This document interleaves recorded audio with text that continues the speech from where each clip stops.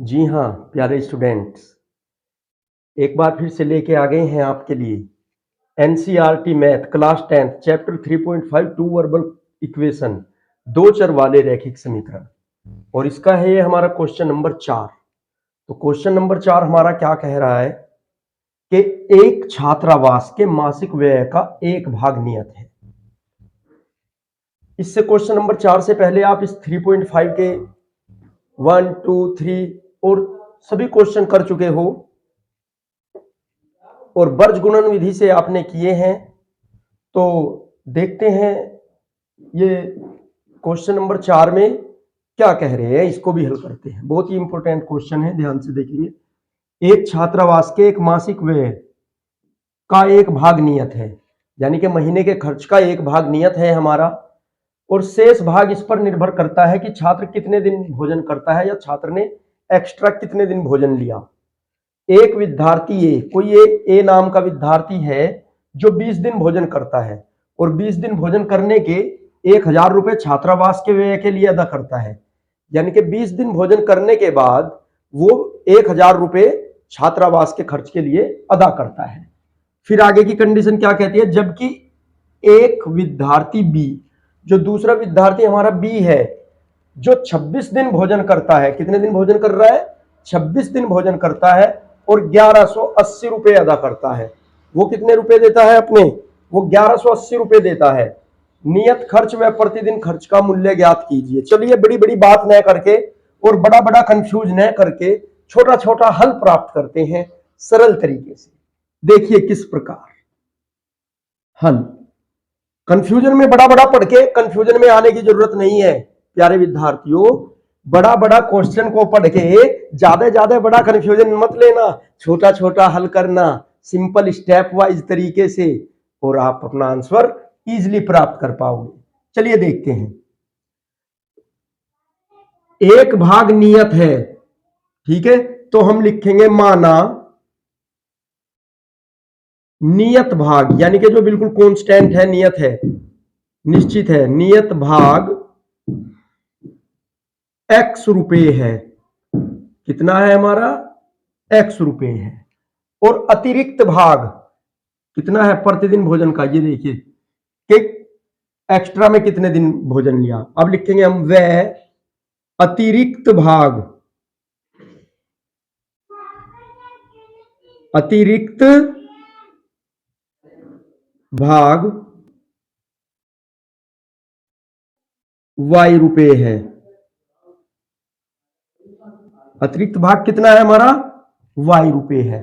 तो तब क्या कंडीशन बनती है? पहली कंडीशन में एक विद्यार्थी ए जो 20 दिन भोजन करता है, ए जो 20 दिन भोजन करता है, 20 दिन भोजन करता है,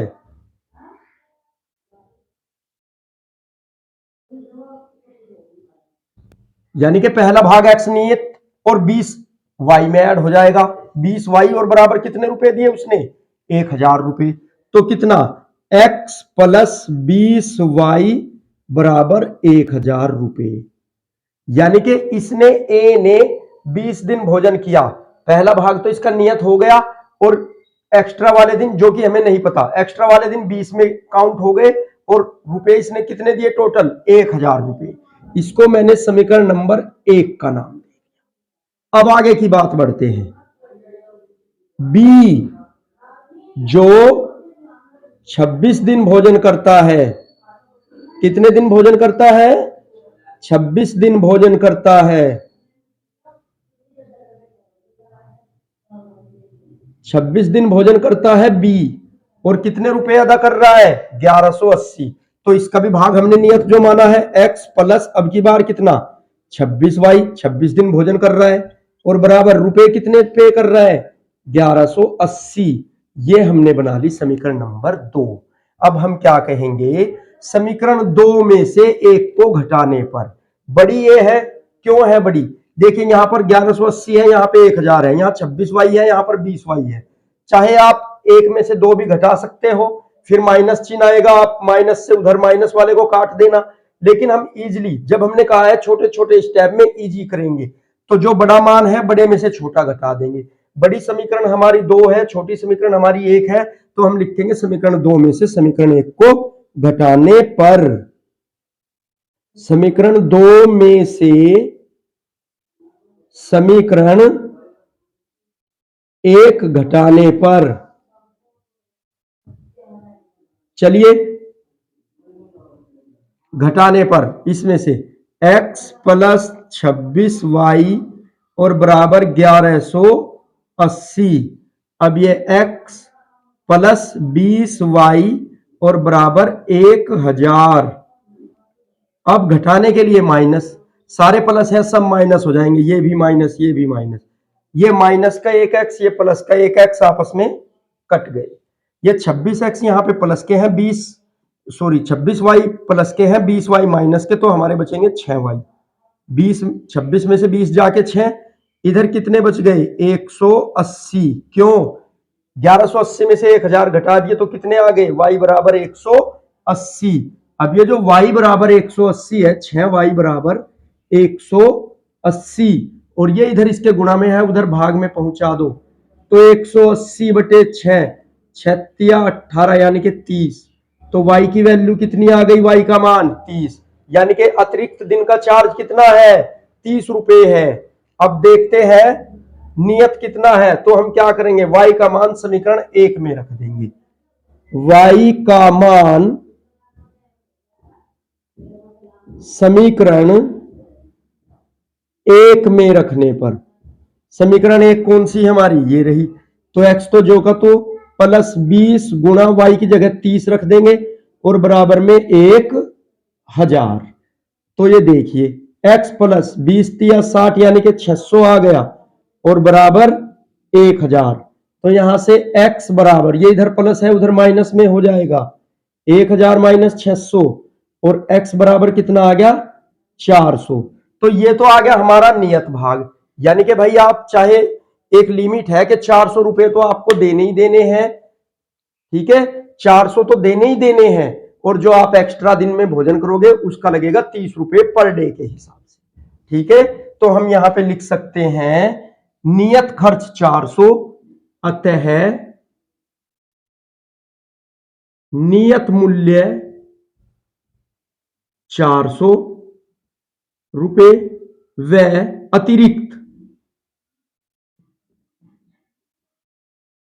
अतिरिक्त मूल्य 30 रुपए प्रतिदिन। ये 30 रुपए प्रतिदिन है आपका, ये आपका उत्तर आ गया है। चलिए एक बार और देख लेते हैं बड़ा इजीली तरीके से। बड़े बड़े क्वेश्चन से घबराना नहीं, छोटे छोटे स्टेप में इजीली करते जाना है और अपने आंसर को लाना है। देखिए हमने माना नियत भाग x अतिरिक्त भाग y।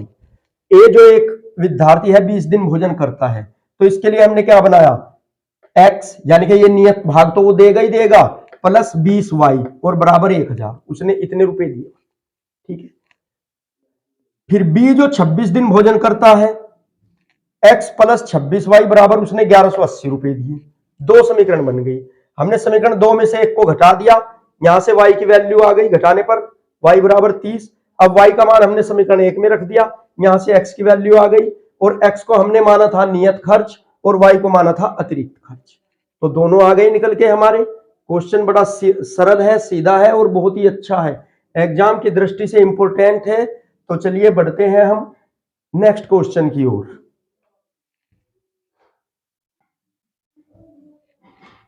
चलिए देखते हैं क्या कह रहा है हमारा इसका second part, second question, question number 4 का। एक भिन्न 1/3 हो जाती है, कोई भिन्न दी गई है वो 1/3 हो जाती है। कब हो जाती है, चलिए जानते हैं। जब उसके अंश से 1 घटाया जाता है, यानी कि अंश में से 1 घटा देंगे तो 1/3 हो जाती है, और 1/4 हो जाती है। ये दूसरी बात, 1/4 कब हो जाती है, जब हर में 8 जोड़ दिया जाता है। वह भिन्न ज्ञात कीजिए।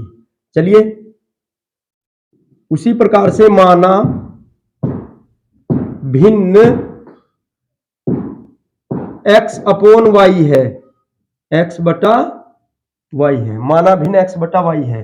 तो क्या करना पहली कंडीशन में हमें, जब अंश में से 1 घटाया जाता है, अंश कहां है, x हमारा, y हमारा हर।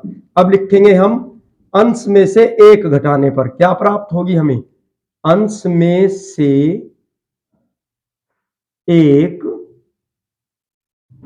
घटाने पर, अंश में से एक घटाने पर यानी कि x माइनस 1/y, तो भिन्न कितनी आ गई हमारी? 1/3। ये कंडीशन है। चलिए इसको थोड़ा हल कर लेते हैं। कितना हो गया हमारा? 3 एकम 3, 3x माइनस के 3 और बराबर y। ये आ गया समीकरण नंबर 1 नाम दे दिया। अब दूसरी कंडीशन में क्या कह रहा है कि जब भिन्न के हर में 8 जोड़ा जाता है, जब भिन्न के हर में 8 जोड़ा जाता है, जब 8 जोड़ेंगे तब क्या कंडीशन होगी देखते हैं। x अपॉन वाई, हर में 8 जोड़ दो, हर हमारा y है, इसमें 8 जोड़ दिया, तो भिन्न कितनी हो रही है? 1/4। चलिए क्रॉस मल्टीप्लाई करा देंगे। 4 एकम 4, 4x हो गया इधर, और ये कितना? y plus 8। इसको इधर लाएंगे तो कितना बन जाएगा हमारा? इसे इधर लाएंगे तो या इसको समीकरण, इसे इधर ले आओ आप, 4x माइनस के y और माइनस के 8। ठीक है, इसी प्रकार इसमें बन जाएगा। इसे समीकरण 1 नाम दिया, इसे समीकरण नंबर 2 मान दिया। तो हम कहेंगे समीकरण 2 में से एक को घटाने पर, समीकरण 2 में से, क्योंकि 2 हमारी बड़ी है, देखिए यहां 8 है, यहां पे 3 आएगा, यहां 4 है, यहां पर 3 है, और y तो y है। समीकरण 2 में से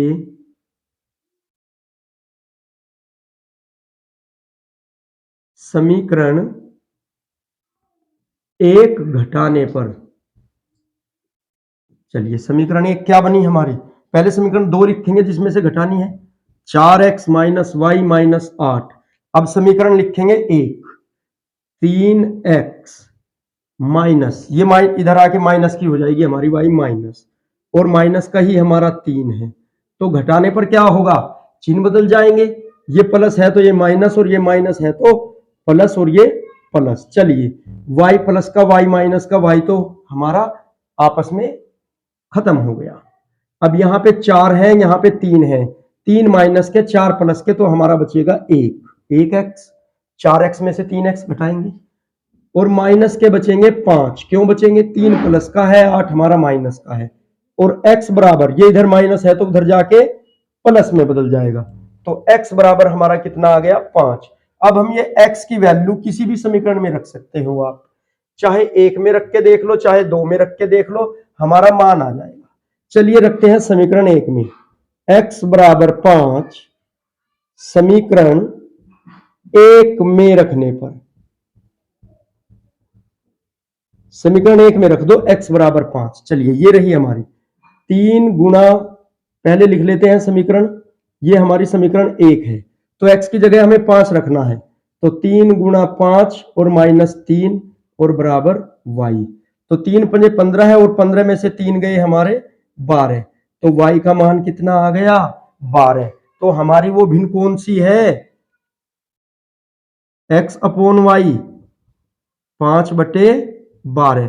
देखो पहली कंडीशन में 1/3 हो जाती है जब अंश में से एक घटाया जाता है। अब अगर आप अंश में से ऊपर से एक घटा दो तो 4/12 आ गया, 4 एकम 4, 4/3, 4 तिया 12, 1/3 आ गया। अब उसने क्या कहा? जब हर में 8 जोड़ देंगे तो भिन्न 1/4 हो जाएगी।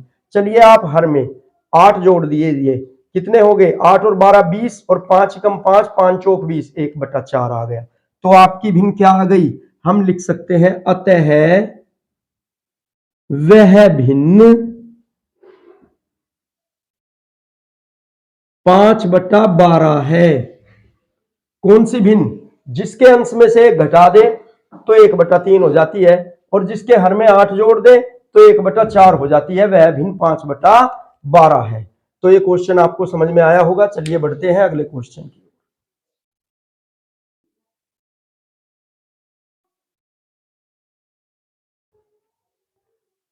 चलिए बढ़ते हैं नेक्स्ट क्वेश्चन की ओर।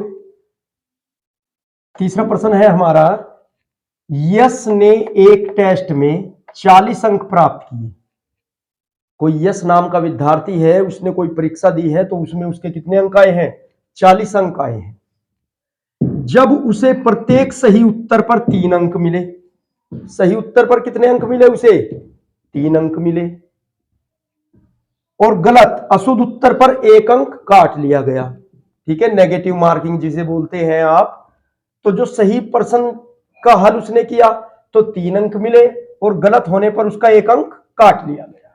यदि उसे सही उत्तर पर 4 अंक मिलते, अब एक सपोज की बात कही गई है कि यदि उसे सही उत्तर पर तो 4 अंक मिलते, वह गलत प्रश्न होने पर 2 अंक काट लेते, तो यश को 50 अंक प्राप्त करता। बताइए टेस्ट में कुल कितने प्रश्न थे? चलिए, मैंने बताया है बड़ा बड़ा पढ़ के बड़ा बड़ा डिप्रेशन में मत आना, छोटा छोटा हल करना है समझदारी के साथ। देखिए कैसे। सबसे पहली तो बात हमारा ध्यान रखना है कि हमारा चैप्टर कौन सा है, किस प्रकार का क्वेश्चन है। 2 चर रैखिक समीकरण है, 2 चर वाले, तो 2 चर मानने ही मानने हैं हमें, 2 चर से बाहर आना ही नहीं है। ठीक है, हल तो माना, देखिए यहां पे 2 चर कैसे है, सही उत्तर 1 चर हो गया, गलत उत्तर दूसरा चर हो गया। ठीक है, इस प्रकार से 2 चर देगा ही देगा क्वेश्चन में। माना सही उत्तर के लिए x,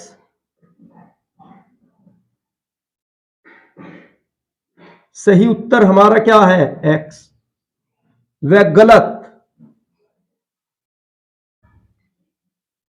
गलत उत्तर क्या है y। तो क्या होगी कंडीशन?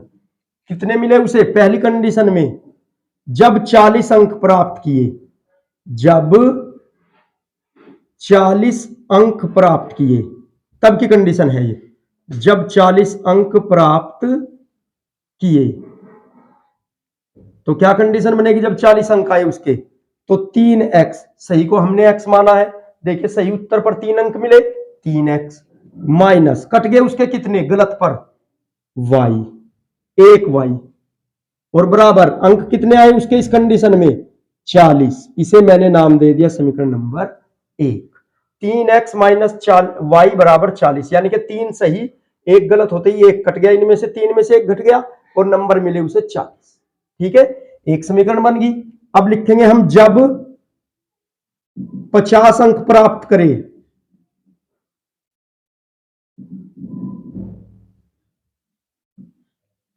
ये दूसरी कंडीशन बन गई हमारी कि जब उसके 50 अंक आएंगे तब क्या होगी कंडीशन? जब 50 अंक आएंगे, 50 किस प्रकार आएंगे कि सही उत्तर पर तो 4 अंक मिले, तो यानी कि 4x हो गया हमारा सही उत्तर, और गलत पर 2 काट लिए जाएं, तो इसमें से 2 घटा दो भाई, गलती भी हो ही जा, और बराबर अंक कितने आएंगे अब? 50। ठीक है, तो थोड़ा सा इसको अभी समीकरण नंबर 2 नाम देने से पहले और हल कर लेते हैं। और कैसे हल कर लेंगे? देखिए यहां पे 50 है, यहां पे 2 है, यहां पे 4 है, तो कोई ऐसी संख्या है इनमें से जो सभी जगह मौजूद है, या सभी पदों को डिवाइड कर दे अंकों को? जी हां, यहां पे हमारा 2 है, 2 को हम कॉमन ले लेंगे, तो अंदर कितना बचेगा? 2 दूनी 4, 2x, और ये आ गया y, और बराबर में हमारा कितना है? 50, और 50 ये इधर गुणा में उधर भाग में चला जाएगा, बच गए इधर 25। तो इसको हम समीकरण नंबर 2 नाम देंगे, 2x माइनस वाई बराबर 25। ये है हमारी समीकरण नंबर 2। अब हम क्या करेंगे? देखिए बड़ी समीकरण मैंने बताया है, बड़ी में से ही छोटी को घटाएंगे। बड़ी क्या है हमारी? 3x माइनस वाई बराबर 40, यानी कि समीकरण नंबर 1, और छोटी क्या है? 2x माइनस वाई बराबर 25। तो हम लिखेंगे समीकरण 1 में से समीकरण 2 को घटाने पर, समीकरण 1 में से समीकरण 2 घटाने पर, चलिए समीकरण 1 कहां है हमारी? 3x, और माइनस के y, और बराबर आपका 40। समीकरण 2 क्या है आपकी? 2x माइनस वाई बराबर 25, तो घटाने पर क्या होता है, नीचे वाले के बिल्कुल चिन्ह बदल जाएंगे, जो प्लस होगा वो माइनस और जो माइनस होगा वो प्लस हो जाएगा। चलिए 2x प्लस है तो ये माइनस, और ये अगर हमारा माइनस है तो ये प्लस, और ये भी माइनस। यहां पे देखेंगे y माइनस का y प्लस का, ये तो आपस में कट गए। 3 हमारा प्लस का, 2 हमारे माइनस के, 3x प्लस के 2x माइनस के, तो हमारा 1x प्लस का बच गया। अब इधर जाते हैं, 40 प्लस के 25 माइनस के, प्लस के कितने बच गए हमारे 15, तो यहां से x का मान क्या आ गया 15। ठीक है, यानी कि सही कितने हमारे क्वेश्चन 15। चलिए तो x का मान कितना आ गया हमारा 15 आ गया। और अब देखते हैं x का मान समीकरण किसी में भी रख दो, एक में रख दो, दो में रख दो, एक में रखने पर, एक में रखने पर, चलिए भाई देखते हैं एक में रखने पर। एक समीकरण क्या है हमारी 3x माइनस वाई बराबर 40, तो रख देते हैं 3 गुणा 15 और माइनस वाई बराबर 40 के, तो 15 तिया 45 और माइनस वाई बराबर 40, ये इधर प्लस है उधर माइनस हो जाएगा, तो माइनस के वाई बराबर 40 माइनस 45, और 45 माइनस के ज्यादा है प्लस के कम है तो माइनस का ही सिंबल आएगा, माइनस का ही चिन्ह आएगा, तो माइनस के 5। अब माइनस से माइनस खत्म हुआ, y की वैल्यू आ गई हमारी 5। y की वैल्यू कितनी आ गई हमारी 5 आ गई। यहां से y की कितनी वैल्यू आ गई आपकी 5। तो हम लिख सकते हैं कि सही उत्तर तो है हमारे 15 और गलत उत्तर कितने हमारे 5। तो हम यहां पे लिखेंगे अतः सही उत्तर